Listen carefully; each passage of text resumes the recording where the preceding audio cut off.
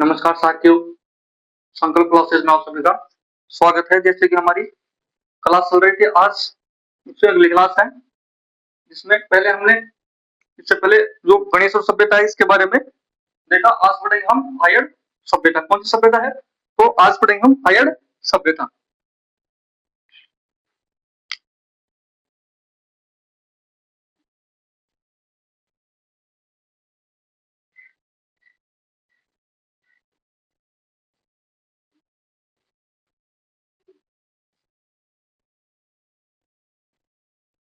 कौन सी सभ्यता पढ़ेंगे आज हम? आयन सभ्यता। इससे पहले हमने गणेश और सभ्यता पढ़ी थी। तो आयन सभ्यता है यह ताम्र पाषाण कालीन युगीन सभ्यता मानी जाती है। क्या है जो आयन सभ्यता है? इसकी बात करें तो यह ताम्र पाषाण जो युगीन सभ्यता है, तो संस्कृति है, इससे संबंधित सभ्यता मानी जाती है। इससे पहले जो गणेश सभ्यता थी वह ताम्र युगीन, वह भी ताम्र युगीन सभ्यता थी। अब इसके बाद कर देखो आर्य सभ्यता। तो आर्य सभ्यता है, हमने देखा कि इसे ताम्र युगीन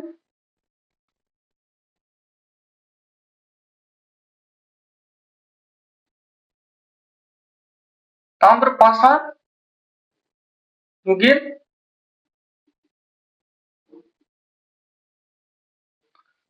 युगीन या संस्कृति सभ्यता है। जो आर्य सभ्यता है इसमें देखें तो आर्य सभ्यता है उदयपुर जिले के अंदर। इसकी स्थिति की बात करें तो देखो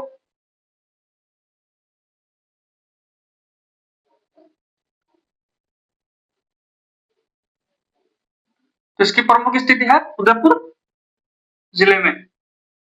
उदयपुर जिले में भी है तो पूर्व में स्थित है।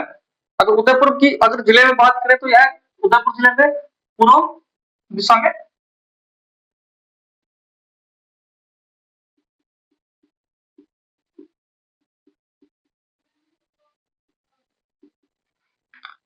तो पूर्व दिशा में स्थित सभ्यता है। और उदयपुर और नदी की बात है इसमें, तो नदी की बात देखो, नदी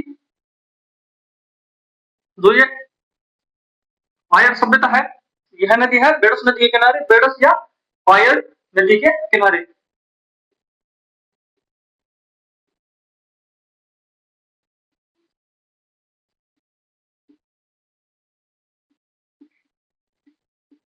आयन नदी जो आयन सभ्यता है ये ताम्रयुगीन सभ्यता है, उदयपुर जिले में स्थित पूर्व दिशा में। और जो बेडस नदी वह आयन नदी के किनारे स्थित है। तो आयन सभ्यता है। अगर इसकी उपनामों की बात करें तो इसे देखो आगाटपुर ग्यारहवीं हुआ 12वीं शताब्दी में से आगाटपुर यानी आगाट दुर्ग के नाम से भी जाना जाता है। इसके अलावा इसे ताम्रवर्ती नगरी, ताम्रवती नगरी अन्य उपनामों से जानते हैं। तो देखो इसमें देखते हैं अलग अलग कि पहले से उपनामों में इसकी उपनामों की बात करें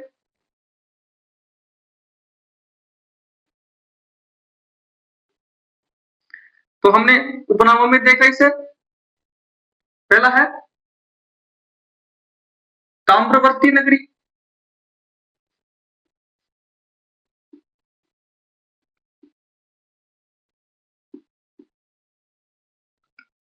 दूसरा ताम्रवती,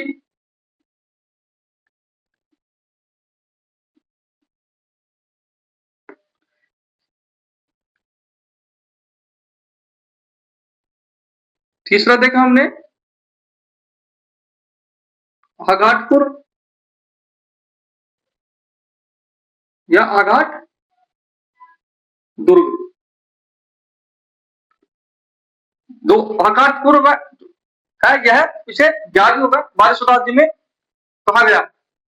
कब कहा गया? तो आगाटपुर 12वीं शताब्दी में इसे आगाटपुर कहा गया।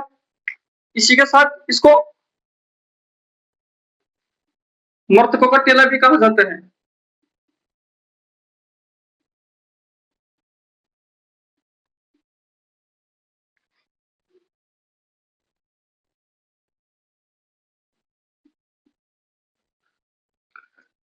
हमने देखा जो आगाटपुरा इसे 11वीं व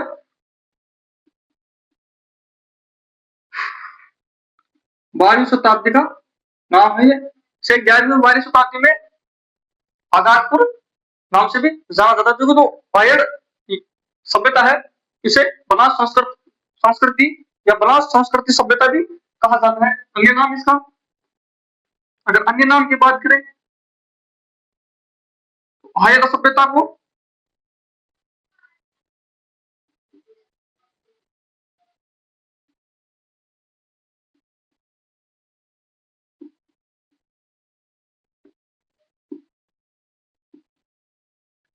बनास संस्कृति के नाम से भी जाना जाता है। क्या है जो आर्य सभ्यता है इसे बनास संस्कृति के नाम से भी जाना जाता है। सबसे पहले देखा हमने आर्य जो सभ्यता है ताम्र पाषाणकालीन युग की सभ्यताओं में से है। ताम्र पाषाण में सबसे पहले देखा हमने गणेश सभ्यता, इसके बाद में आर्य सभ्यता। अगर आर्य सभ्यता की स्थिति के बारे में देखा, आर्य सभ्यता उदयपुर जिले में स्थित है। उदयपुर जिले में भी अगर इसकी स्थिति देखें तो पूर्व दिशा में इसकी स्थिति है। नदी की बात करें तो नदी की बात करी हमने, किस नदी पर स्थित है तो पूर्व दिशा में बेडस नदी के किनारे स्थित है। बेडस यानी कि बनास की सहायक नदी है। फिर हमने इसकी उपनामों की बात करी, उपनामों में देखा कि जो आर्य सभ्यता है इसकी उपनाम है ताम्रवर्ती नगरी, ताम्रवती नगरी। इसके अलावा आगाटपुर, आगाट दुर्ग और आगाट दुर्ग 11वीं और 12वीं शताब्दी में जो आर्य सभ्यता है इसे आगाटपुर या आगाट दुर्ग के नाम से जाना गया। इसी के साथ में जो ये सभ्यता है यह देखा हमने इसे मर्तबा केला देखा जाता है। इसी में अगर देखें तो इसे आर्य सभ्यता को बनास संस्कृति के नाम से भी जाना गया। इसके अलावा इसे जो ये सभ्यता है यह एक ग्रामीण सभ्यता है। और जो आर्य सभ्यता है यह किसी सभ्यता है, आर्य सभ्यता की बात करें तो आर्य सभ्यता एक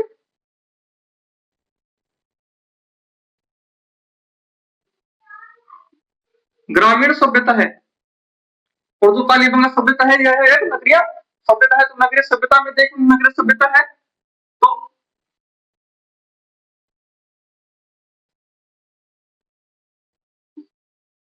नगरीय सभ्यता है कालीबंगा।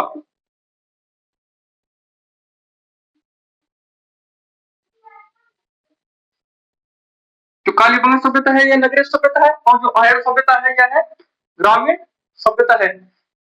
तो इसे जो लिखे स्क्रीनशॉट। इसके बाद में हमने देखेंगे इसका उत्खनन कार्य।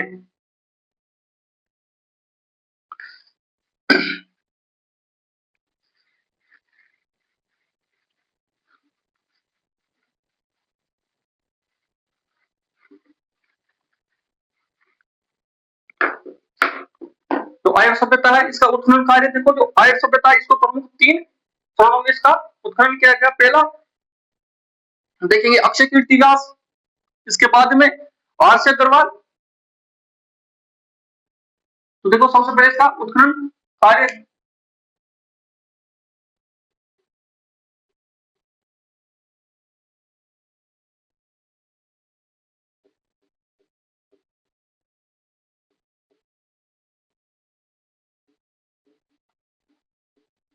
यानी कि आर्य सभ्यता का उत्खनन कार्य।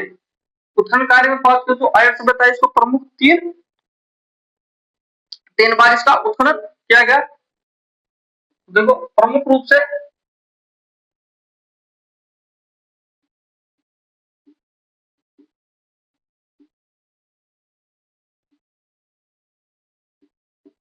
जो आर्य सभ्यता है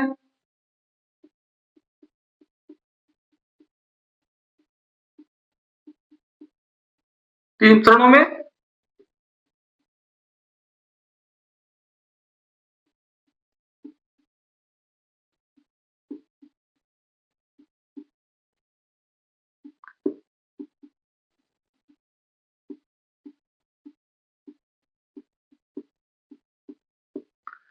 तो प्रमुख रूप से 3 चरणों में इसका कार्य किया। देखो सर्वप्रथम बात करें तो खोज, खोज के साथ ही पहला है इसमें खोज। तो खोज कार्य है इसमें और उत्खनन कार्य दोनों एक साथ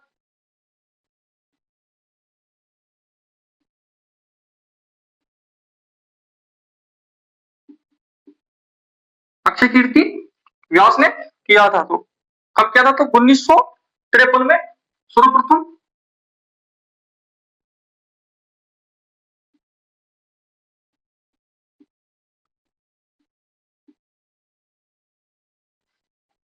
सर्वप्रथम 1953 में अक्षय कीर्ति व्यास ने इसकी खोज की और इसका उत्खनन कार्य किया। दूसरा हमने देखा, जो दूसरा कार्य क्या था इसमें, दूसरा व्यक्ति है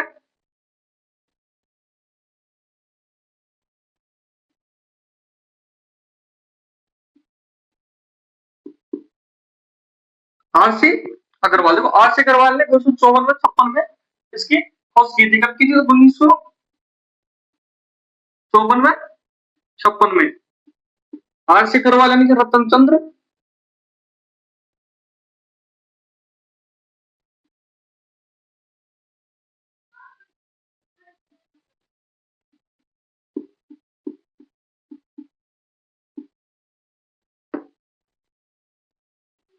ये दूसरा चरण है इसका। पहले चरण में खोज अक्षय कीर्ति व्यास व 1953 में सर्वप्रथम दूसरी खोज रतन चंद्र अग्रवाल यानी कि आरसी अग्रवाल। इसके बाद में देखें तो तीसरा अन्य इसमें तीसरा है वीएन मिश्र और एसडी सोकरिया। इसमें तीसरा है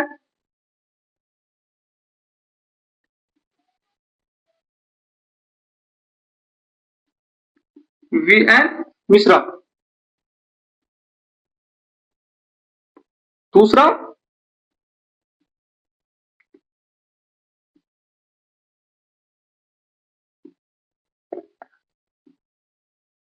एचडी सोकलिया। ये दो पुरातत्व विद्वान है जिन्होंने सन 1961 में दोनों ने मिलकर जो आर्य सभ्यता है इसका उत्खनन करने का कार्य किया। कब क्या था? तो 1961 में। देखो सर्वप्रथम अक्षय कीर्ति व्यास ने, इसके बाद में अक्षय कीर्ति व्यास ने 1953 में, बाद में आरसी अग्रवाल रतन चंद्र अग्रवाल ने 1954 में 56 में, इसके बाद में वीएन मिश्रा व एसडी सोकलिया ने प्रमुख रूप से तीन चरणों में जो आर्य सभ्यता है इसकी उत्खनन करने का कार्य किया गया है। तो ये एसडी सोकलिया है पूना विश्वविद्यालय से, यानी कि पूना विश्वविद्यालय द्वारा इसका उत्खनन कार्य किया गया। तो इसमें यहाँ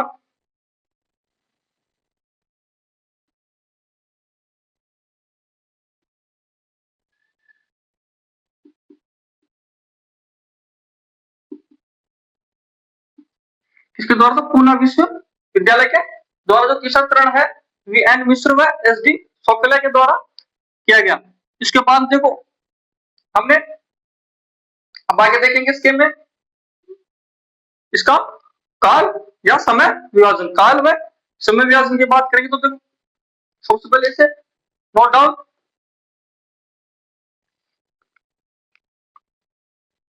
आर्य सभ्यता प्रमुख रूप से तीन चरणों में इसका काल, इसका उत्खनन कार्य। पहला अक्षय कीर्ति व्यास, दूसरा रतन चंद्र अग्रवाल, तीसरा वीएन मिश्र व एसडी सोकलिया। 53, 54, 56 व 1961 के अंतर्गत, तो 1961 के अंतर्गत एसडी सोकलिया व वीएन मिश्रा यह पूना विश्वविद्यालय के द्वारा इसका उत्खनन कार्य करने का कार्य किया गया। इसी के साथ में हम आगे देखेंगे इसका काल विभाजन यानी कि समय निर्धारण।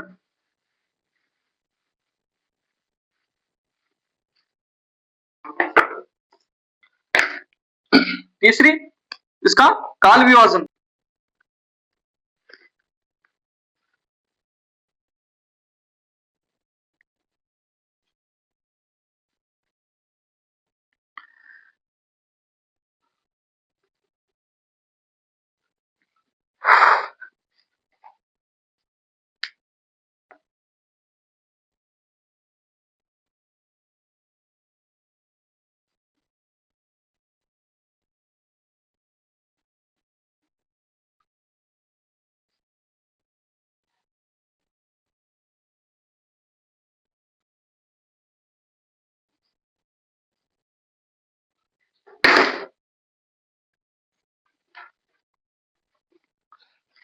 जो आर्य सभ्यता है इसका काल विभाजन में बात करेंगे। सर्वप्रथम जो डॉक्टर गोपीनाथ शर्मा है, जो आर्य सभ्यता है इसका जो काल है 1900 ईसा पूर्व से 1200 ईसा पूर्व बताया है।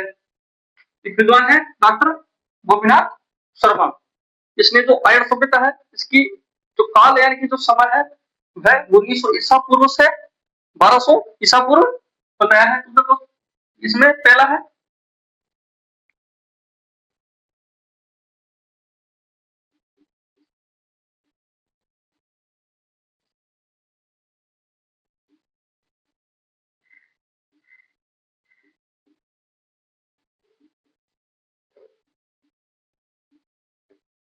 तो गोपीनाथ शर्मा ने बताया है इसमें 1900 ईसा पूर्व से 1200 ईसा पूर्व का जो इसका समय बताया है।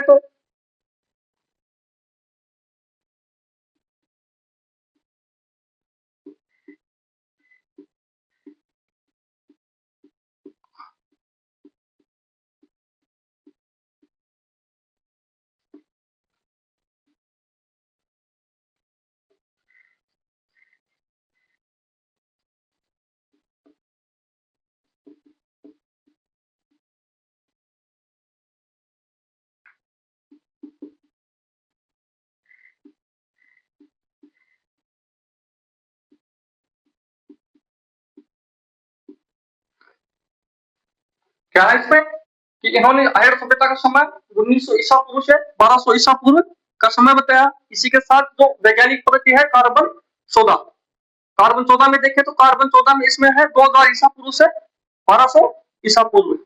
वैज्ञानिक पद्धति के आधार पर देखें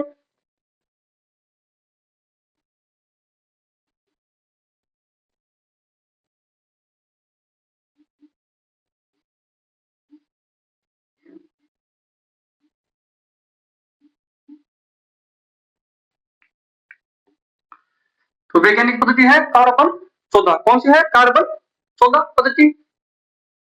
तो इसमें नोट करते हैं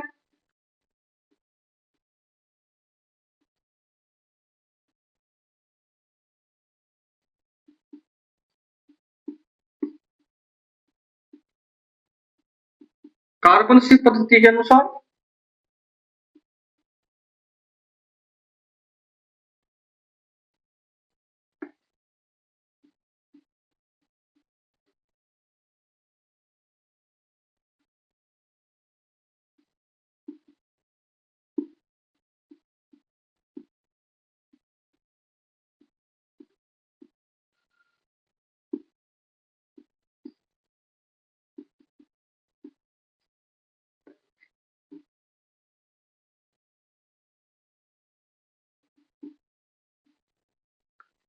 जो कार्बन सी 14 है इसके अनुसार 2000 ईसा पूर्व से लगभग 1200 ईसा पूर्व मानता है कार्बन सी 14 पद्धति के अनुसार। यह है वैज्ञानिक पद्धति। इसके अनुसार जो इसे मर्दबांड मिले हैं उसके अनुसार जिसका समय काल देखें तो इसकी मर्दबांड यानी कि मर्दबांड के अनुसार इसका समय है तो 2000 ईसा पूर्व से 1000 ईसा पूर्व।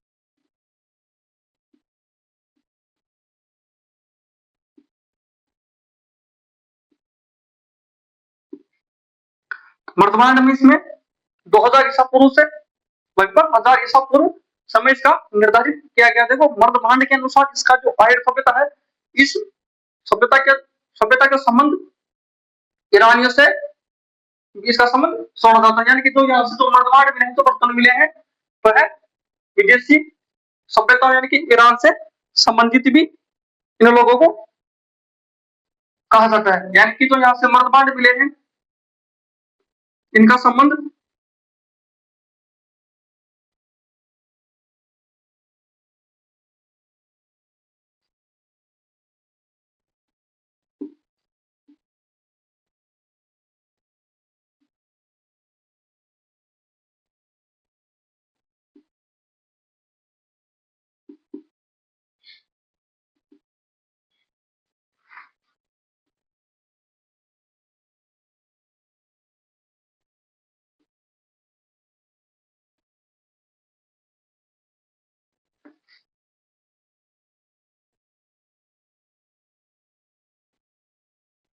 यानी कि जो आयड सभ्यता है इसका संबंध ईरानियों से भी माना जाता है कि जो यहाँ से जो बर्तन मिले हैं वह ऐसे ही बर्तन ईरान की सभ्यताओं से मिलते हैं। तो इस आधार पर जो आयड सभ्यता है इसका संबंध जो विदेशी सभ्यता है ईरान वहां से भी इसका संबंध माना जाता है। प्रमुख जो काल व्याजन है इसका प्रमुख 3 आधारों पर इसका काल व्याजन किया गया, जिसमें पहला है डॉक्टर गोपीनाथ शर्मा के अनुसार। डॉक्टर गोपीनाथ शर्मा ने 1900 ईसा पूर्व से 2000 ईसा इसका समय निर्धारित किया।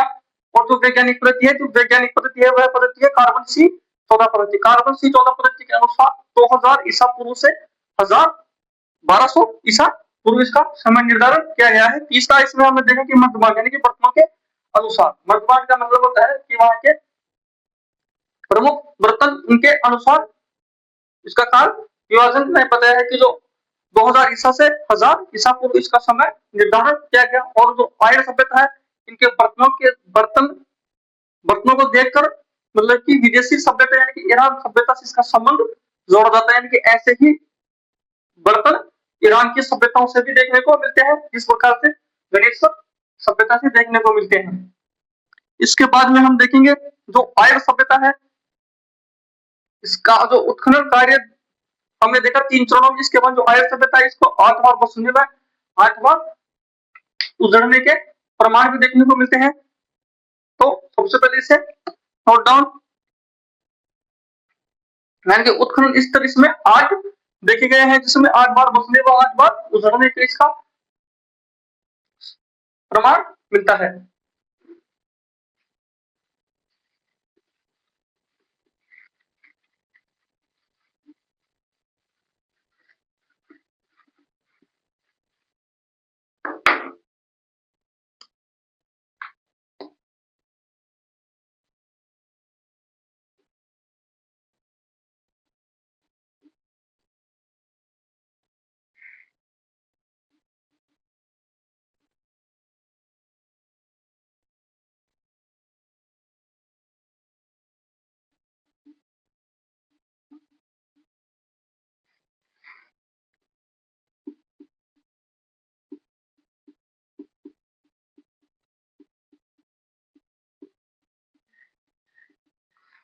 जो आर्य सभ्यता है इसमें उत्खनन के 8 स्तर देखने को मिलता है, यानी कि 8 बार बसने व 8 बार उजड़ने के यहाँ पर प्रमाण देखने को मिलते हैं। 8 बार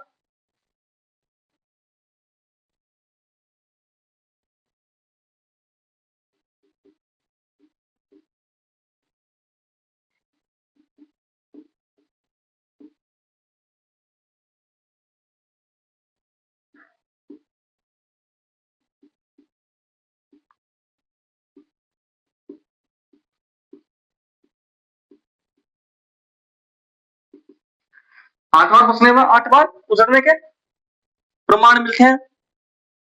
और जो आर्य सभ्यता है इन्होंने आर्य सभ्यता को पुरातत्ववेताओं ने प्रमुख रूप से 3 विभागों में, यानी कि जहां से जो इसके जो प्रमुख मर्तबान यहाँ से हथियार जो औजार मिले हैं उसको उसके आधार पर तो पुरातत्ववेताओं ने आर्य सभ्यता को प्रमुख 3 उपभागों में व्यक्त किया है। तो देखो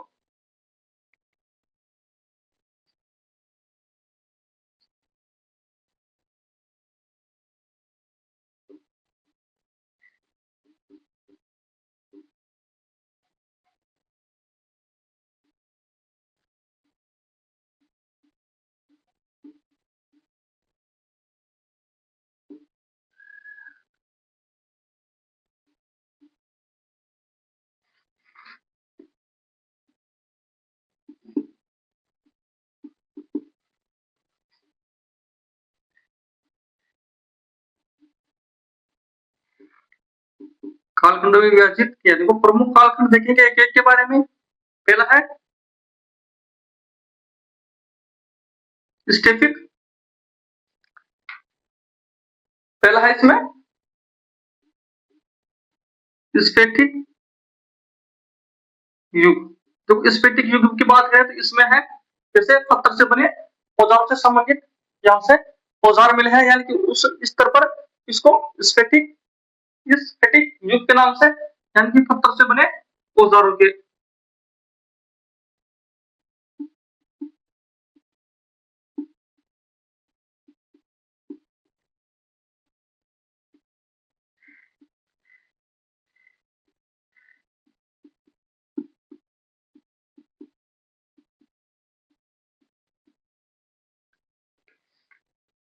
यह है प्रथम चरण।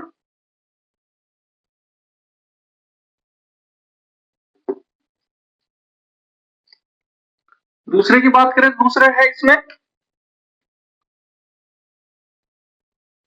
तांबे, कांसे जो आदि ऐसे उपकरण मिले हैं, उसके आधार पर द्वितीय चरण में जो क्या मिला इसमें,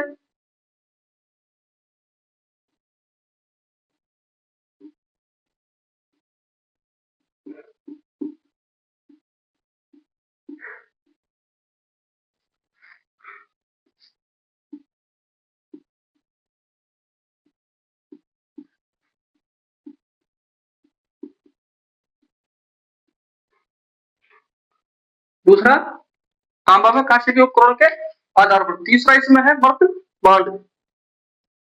तीसरा इसमें है मर्तमान, यानी कि पवन मिट्टी के बने हुए, मिट्टी से बने बर्तनों के आधार पर, यानी कि मुलायम पत्थरों के आधार पर पवन और मिट्टी से बने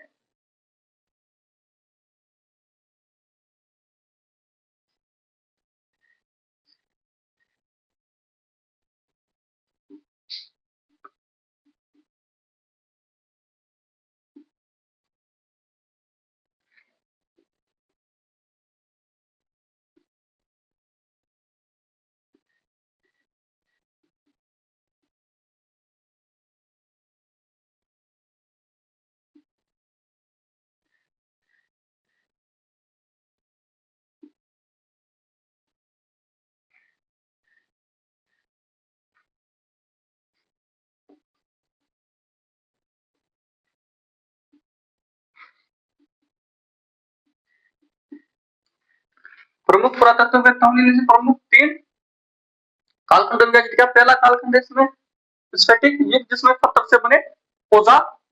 इसके बाद में दूसरा जो स्तर है, इसमें तांबे व कांसे के बने उपकरणों के आधार पर। तो तीसरा इसमें बताया है मर्तबान, यानी कि बर्तनों के आधार पर इसे इसका काल विभाजन किया गया है।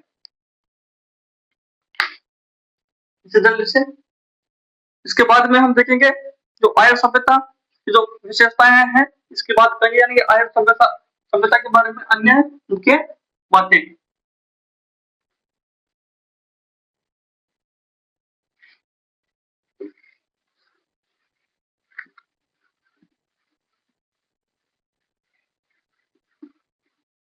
तो आर्य सभ्यता को अन्य क्या क्या इसमें देखने को मिलते हैं, तो आर्य सभ्यता से अन्य महत्वपूर्ण तथ्य है।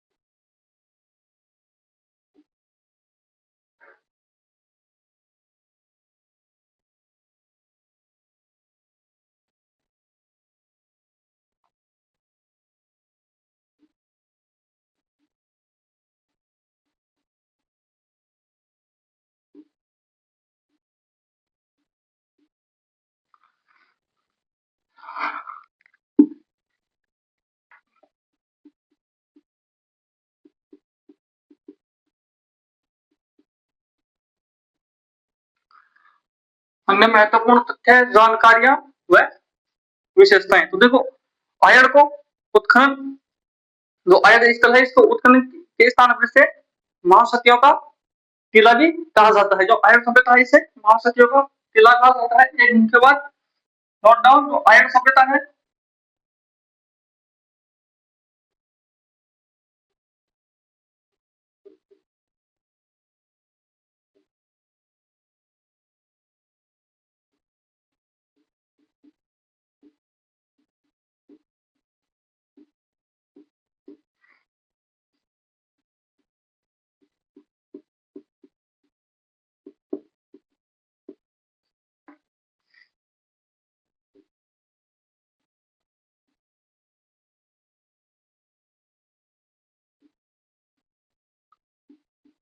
यानी कि जो आयन सभ्यता है, इसे उत्खनन के आधार पर महासतियों का टीला भी कहा जाता है। इसके अलावा जो आयन सभ्यता को मेवाड़ महाराणाओं की शमशान भी कहा जाता है। यानी तो मेवाड़ सभ्यता, यानी कि उदयपुर स्थित है, यानी कि उदयपुर में यह सभ्यता स्थित है, इसलिए उदयपुर में राणाओं के होने के कारण, यानी कि तो राजा महाराजा, यानी कि महाराणाओं के होने के कारण इसे देखे तो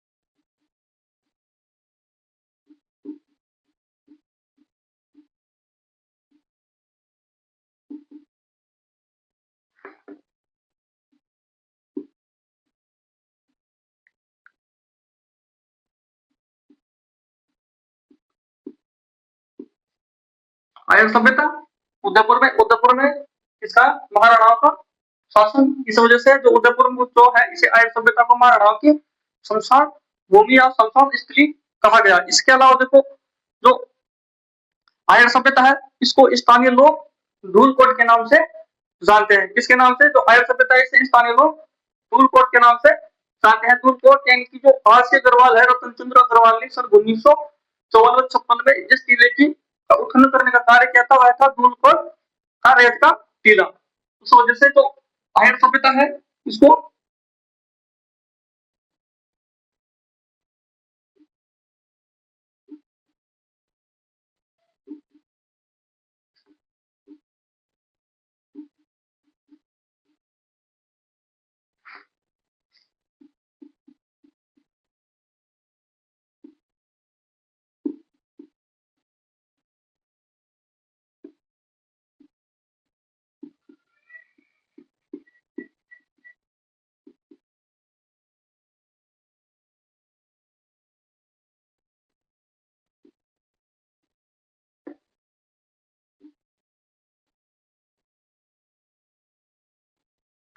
स्थानीय लोग इसे धूलकोट के नाम से संबंध है आरसी अग्रवाल। देखो इस प्रकार से जो आरसी अग्रवाल है, रतन चंद्र अग्रवाल, जो रतन चंद्र अग्रवाल है इन्होंने सन 1954-56 में जहां उत्खनन करने का कार्य किया था वह था धूलकोट का किला यानी कि रेत का टीला। इस वजह से आर्य सभ्यता को धूलकोट के नाम से भी जानते हैं, यानी कि 1954 से 56 के बीच।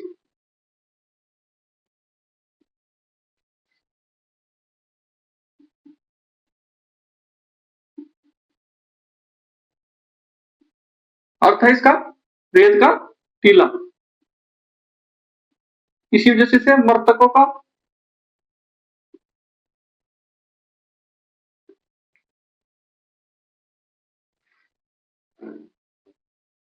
मृतकों का टीला या रेत का टीला, धूलकोट का तो है रेत का टीला। और आर्य सभ्यता को मृतकों का टीला भी कहा जाता है। देखो और आर्य सभ्यता को राजस्थान में एक बनास संस्कृति के नाम से भी जानते हैं। जो आर्य सभ्यता है इसे हमने देखा पहले भी, यहाँ पर भी देखो लिख लो कि जो आर्य सभ्यता है इसे बनास संस्कृति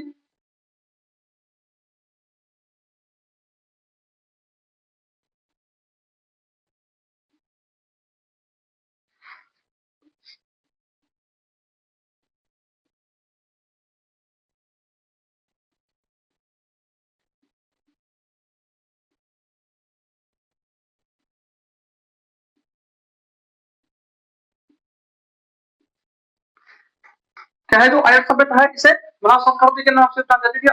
यह सभ्यता है जो बनास संस्कृति के दक्षिणी पूर्वी दिशा में इस नदी के किनारे विकसित हुई है। यानी कि जो बनास नदी की सहायक नदियों के किनारे पर स्थित सभ्यताएं हैं आर्य सभ्यता। आर्य सभ्यता की बात करी हमने, आर्य सभ्यता इसके बारे में देखो इसके प्रमुख महत्वपूर्ण तथ्य व जानकारी की विशेषता के बारे में हमने देखा। तो आर्य सभ्यता को उत्खनन के आधार पर महासचिव का टीला, मृतकों का टीला, धूल स्थानीय भाषा में इसे लोग धूलकोट के नाम से, और धूलकोट टीले का उत्खनन करने का कार्य 8 से वाले सन 1954-56 में किया। धूलकोट जो धूलकोट है इसका धूलकोट में इसमें आता है धूलकोट का होता है रेत का टीला। इसके बाद में देखा तो आर्य सभ्यता को अन्य इस नाम से, तो आर्य सभ्यता का अन्य नाम है बनास संस्कृति। दूसरी बात तो ये आर्य सभ्यता है इसके सॉरी जो आर्य सभ्यता जैसे ताम्र पाषाणकालीन जो सभ्यता है उसमें आर्य सभ्यता से लेकर अन्य मुख्य रूप से 50 स्थल ऐसे हैं जिनकी अभी तक खोज की जा चुकी है।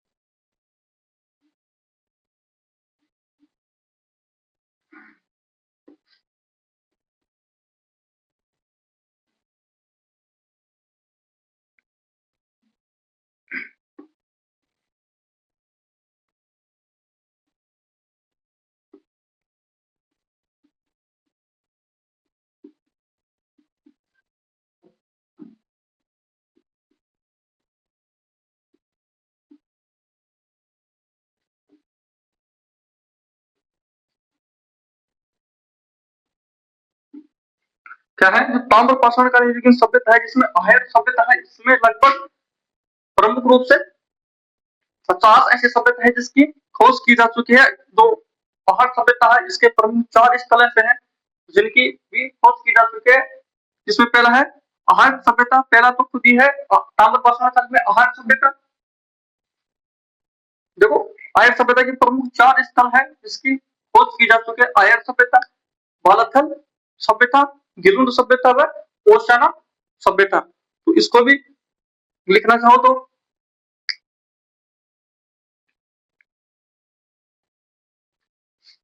पहली खुद हायर सभ्यता, दूसरी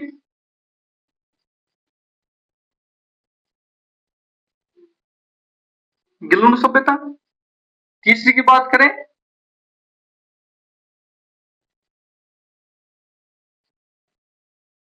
झाडोल, चौथी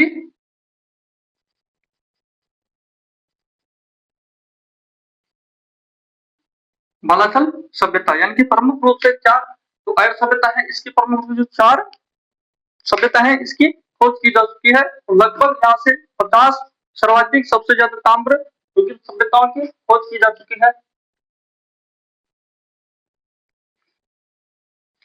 दोस्तों, आज के लिए ही इतना ही। तो वीडियो को ज्यादा से ज्यादा शेयर करें और कमेंट करके जरूर बताना कि वीडियो कैसी लगी।